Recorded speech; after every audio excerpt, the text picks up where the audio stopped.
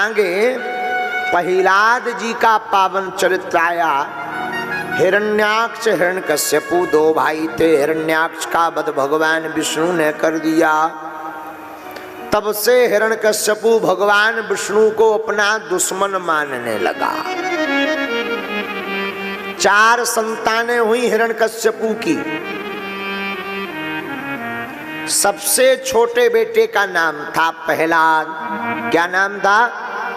प्रहलाद। और प्रहलाद की माता जी का नाम था कयादु। क्या नाम था? कयादु। कयादु नंदन प्रहलाद। तो एक संत बोले भैया प्रहलाद जी को बचपन में ही एक ग्रह लग गया था। बोले कौन सा? बोले कृष्ण गृहीत लालसा। मतलब देखो भाई, शुक्र शनिचर राहु केतु लग जाए तो पंडित जी को बुलाकर मंत्र जाप करवा लो, शुक्र शनिचर उतर जाएगा। लेकिन भगवान कृष्ण रूपी एक ऐसे ग्रह हैं कि एक तो सीधे से किसी को लगते नहीं है और लग जाए तो फिर ये उतरते नहीं है। अच्छा, कृष्ण नाम पढ़िए, कहिए कृष्ण।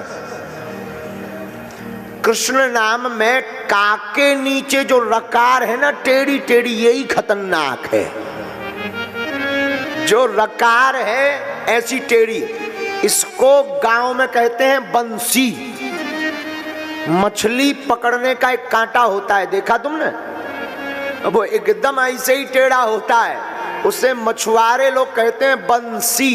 क्या कहते हैं? तो मछली पकड़ने वाले उसमें कुछ खाने का पदार्थ लगाकर तो पकड़ते हैं,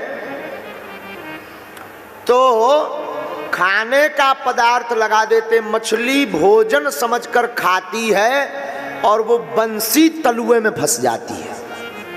हाँ जी, ना जी। फिर मछली कितना भी उपाय करे निकलती। उसी प्रकार भगवान कृष्ण की जो रकार है ना, एक तो भक्त कोई फंसता नहीं है और फंस जाए तो जन्म जन्म फिर निकलता नहीं भक्ति से बाहर। हाँ, प्रहलाद जी को भी यही रोग लग गया। पिताजी ने खूब समझाया, गुरुजी ने समझाया कि तुम्हारे पिता ही भगवान है, नहीं माने। पिताजी ने गुरुकुलम पढ़ने के लिए भेजा। आहा, तो सब विद्यार्थियों को प्रहलाद जी एक ही बात पढ़ाते। बोले क्या? भगवान का भजन ही सार है, बाकी सब। एक बार पिताजी ने त्योहार पर बालक को घर बुलाया, बेटा पढ़कर आया, बताओ प्रहलाद जी क्या पढ़ा स्कूल में? पिताजी हमने तो एक ही बढ़िया बात पढ़ी। क्या? भगवान का भजन ही सार है, बाकी सब बेकार है। हिरण्यकश्यपु की आंखें लाल हो गई, हमारा लड़का तो बिगड़ रहा है। गुरुजी को बुलाया। 2 गुरुजी थे, संडा और अमर्क। क्या पढ़ा रहे हो? हमारे बेटे को बर्बाद कर रहे हो? सावधान, खबरदार। हमारे बेटे को ठीक से नहीं सुधारा, तुम्हारी गर्दन काट देंगे। सरकार क्षमा करो, तुम्हारा बालक इतना उल्टा है, ये पेट से ही पढ़ाया आया है। फिर भी समझाओ। दोबारा कई दिन बीते, हिरण्यकश्यपु ने फिर बुलाया, बेटा को पूछा जाए, बेटा बताओ क्या पढ़ा? इस बार तो प्रहलाद जी 9 भक्ति बता दिए। श्रवणम कीर्तनम विष्णु स्मरणम पाद सेवनम अर्चनम वंदनम दास्यम सक्म आत्मनिवेदनम। ये 9 भक्ति बताई। गोस्वामी जी ने भी 9 भक्ति लिखी। राम जी ने सबरी माँ को बताई। प्रथम भगति संत कर सदा, प्रथम भगति कर सदा, दूसरी रति कथा प्रसंगा, दूसरी रति कथा प्रसंगा।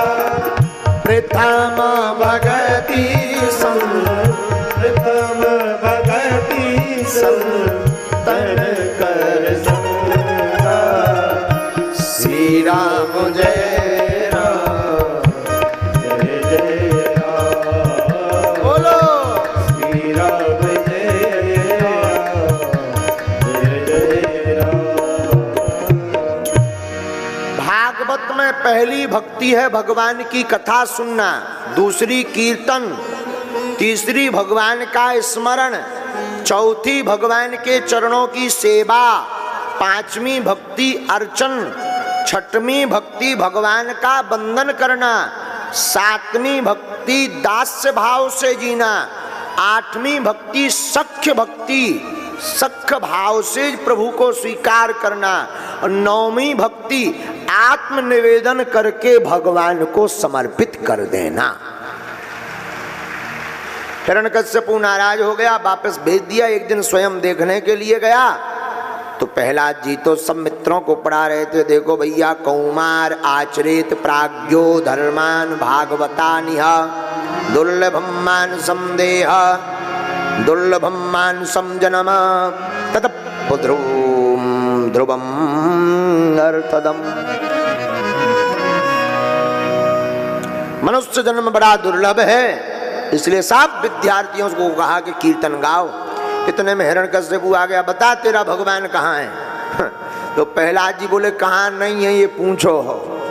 हरि व्यापक सर्वत्र समाना प्रेमत प्रकट हो ही मैं जाना। वो सब जगह है। हिरण्यकश्यपु बोला इस खम्भे में भी है? बिल्कुल है। बांध दिया, तलवार मारने के लिए निकाल ली। भगवान ने सोचा अगर भक्त का अहत हो जाएगा कोई हमारी भक्ति नहीं करेगा। प्रहलाद जी हाथ जोड़कर खड़े हो गए, सरकार हमें मरने का कोई भय नहीं, पर आपकी नाक ना कटने पावे।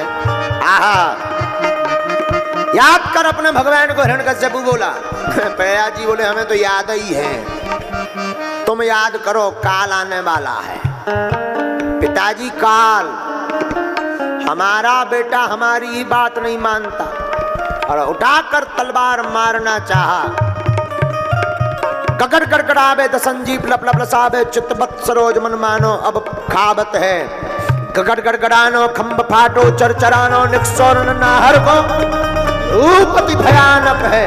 गगड़ गड़गड़ावे द संजीव लप लप लसावे चित्तवत सरोज मन मानो अब खावत है।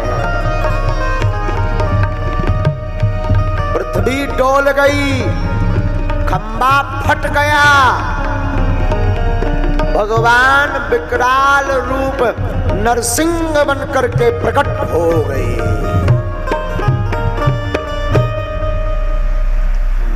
पहले तो हिरण्यकश्यप भी डरा कि खतरनाक है, चूंकि हिरण्यकश्यपु को 6 वरदान थे, ब्रह्मा जी ने दिए थे। न दिन में मरूंगा न रात में, न ऊपर मरूंगा न नीचे, न बाहर मरूंगा न भीतर, न अस्त्र से मरूंगा न शस्त्र से, न 12 महीनों में से किसी महीने में मरूंगा, न पशु से मरूंगा न नर से। यह वरदान हिरण्यकश्यपु को थे। तो पहले तो हिरण्यकश्यपु डरा कि खतरनाक प्रकट हुए, बोलो नरसिंह भगवान की जय। लेकिन बाद में सोचा कि हमें कौन मरना है, तो भगवान से द्वंद्व युद्ध करने लगा। भगवान ने मुक्का मार मार के नट बोल्ट ढीले कर दिए।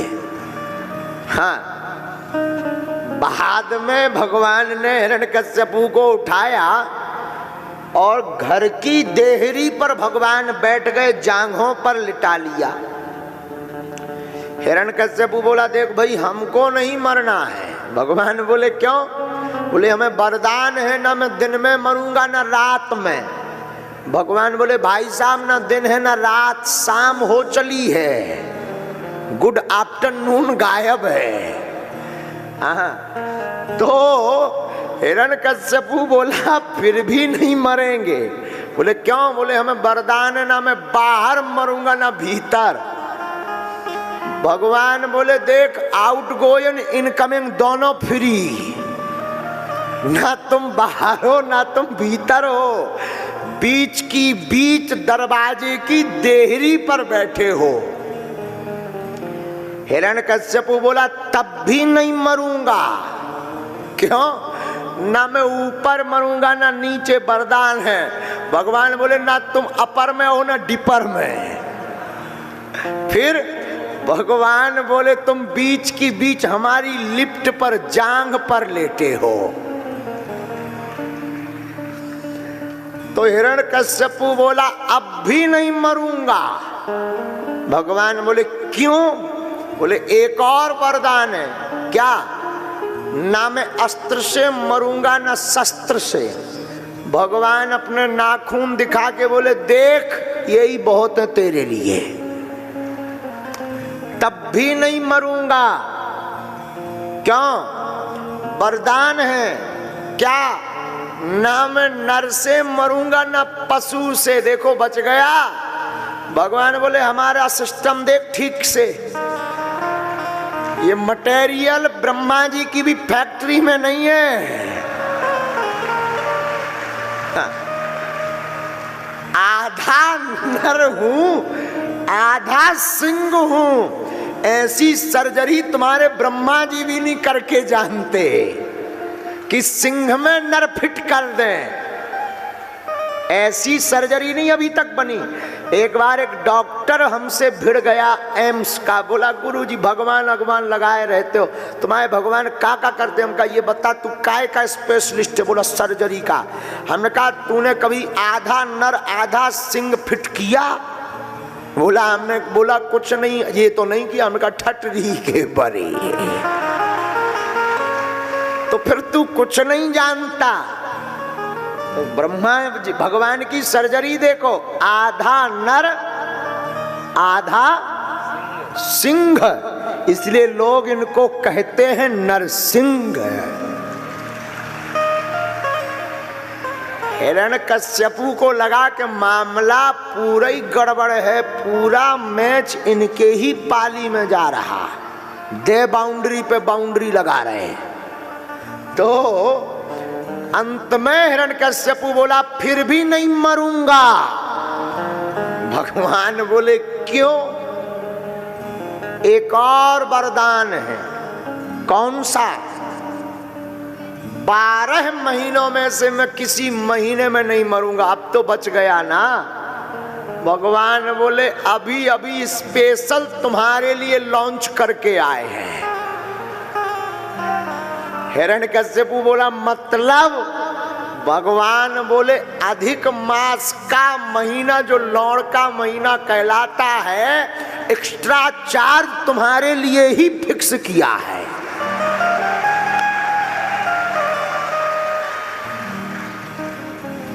अब हिरण्यकश्यपु समझ गया कि तेरी भी खब जानी है। फिर भगवान प्रहलाद जी की दैन्यता की तरफ देखकर अपने दोनों नाखून उठा करके हिरण्यकश्यपु के उदर में विदीर्ण करते और हिरण्यकश्यपु का गोविंदाय नमो नमः।